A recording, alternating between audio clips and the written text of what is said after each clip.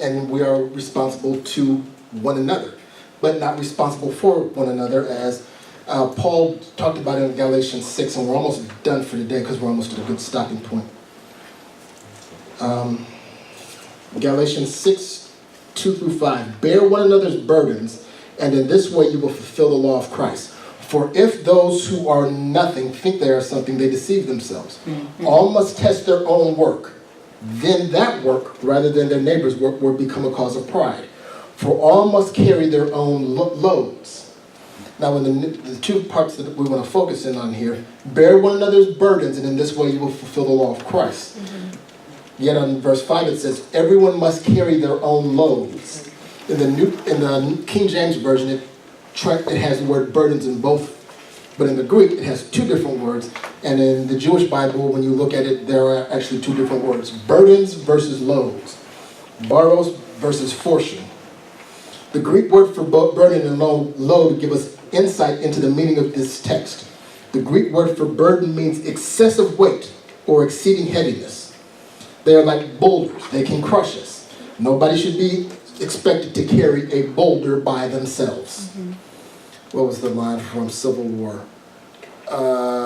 What's his name is talking? Says sometimes 100 men, or sometimes 2 men in a room can get more done than 100 men. And then his father comes up and says, yeah, unless they need to move a piano. Sometimes there are weights that are too heavy for any one person to be expected to carry by themselves at any given time. Death of a loved one is a perfect example of that. That grieving process, that mourning process, nobody should be left alone to have to deal with that unless they decide that they need to be alone as part of their process. They should always know that they've got somebody else there to help them carry that weight and the weight of making the adjustment into life without that person. That's bearing a burden. The other word that gets translated for burden that means load is cargo, or the burdens of daily toil. Life carries weight with it. Everybody is supposed to be able to carry their own weight. There's a difference between the weight of life and a burden that is excessively heavy that a person shouldn't have to carry by themselves. And when those two get mixed up, we end up with problems.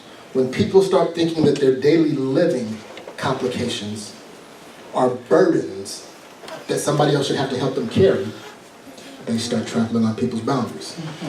Whose responsibility is it to make sure you eat? Yours. Your own. Mine?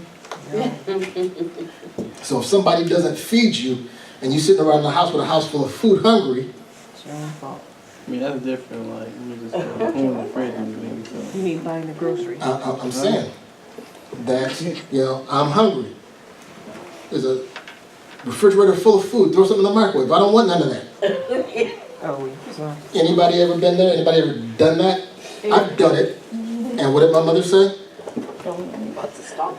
Yep, you must not be that hungry. What the best thing to do? What's that?